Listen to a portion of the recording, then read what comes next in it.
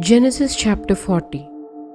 While Joseph was in prison in Egypt, two of Pharaoh's officials were also put there.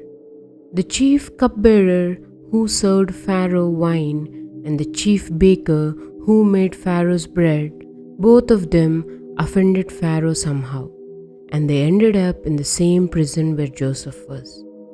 The prison warden trusted Joseph so much that he put him in charge of caring for these men. One morning, Joseph noticed they looked very sad. He asked them, "Why do you look so troubled?" They told him they had both had strange dreams but had no one to explain what they meant. Joseph gently reminded them, "Interpretations belonging to God. Tell me your dreams." The cupbearer spoke first. He said, "In my dream, I saw a vine with 3 branches. It budded, blossomed, and produced grapes.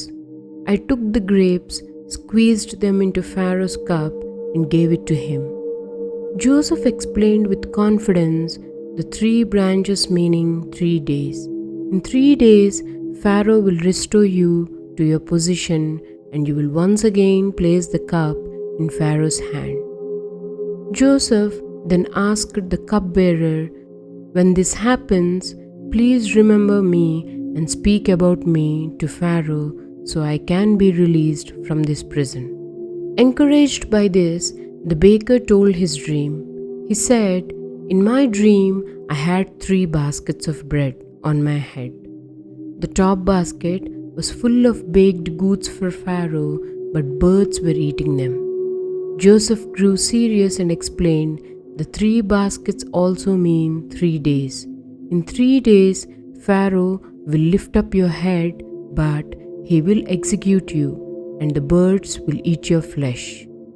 3 days later, on Pharaoh's birthday, the interpretations came true. The cupbearer was restored to his position, serving Pharaoh again. The baker was executed just as Joseph had said. But sadly, the chief cupbearer forgot about Joseph, and Joseph remained in prison. Even when forgotten by people, Joseph was never forgotten by God. His gift to interpreting dreams faithfully set the stage for God's bigger plan later.